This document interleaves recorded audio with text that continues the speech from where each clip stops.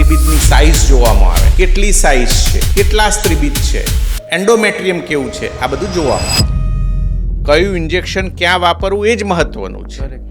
તો એ stimulation protocol અમે નક્કી કરતા હોઈએ. પછી એમના કન્સેન્ટને બધી પ્રોસેસ લેવાતી હોય, પછી ઇન્જેક્શનને બધું શરૂ થાય. 4 દિવસના ઇન્જેક્શન આપી પેશન્ટને પાછું બોલાવવામાં આવે, સોનોગ્રાફી કરવામાં આવે, રિસ્પોન્સ કેવો છે, કેટલા એમએમના ફોલિકલ બન્યા છે. 14 એમએમનું ફોલિકલ થઈ ગયું હોય તો પછી એક વધારાનું ઇન્જેક્શન ઉમેરવામાં આવે કે સ્ત્રીબીજ બધા સિન્ક્રોનાઇઝેશન એટલે પ્રોપર ગ્રોથ થાય અને એક પણ સ્ત્રીબીજ વહેલું છૂટું ના પડી જાય. એના માટે અમે એન્ટાગોનિસ્ટ એડ કરતા હોઈએ છીએ.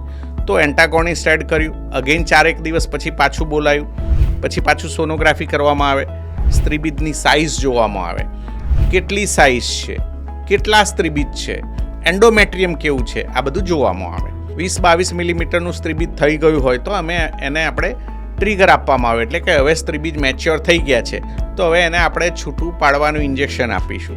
છૂટું પાડવાનું ઇન્જેક્શન આપી અને એના 36 કલાક 34થી 36 કલાકની વચ્ચે આપણે પેશન્ટને ભૂખ્યા પેટે બોલાવવામાં આવે, એમને બેભાન કરવામાં આવે છે.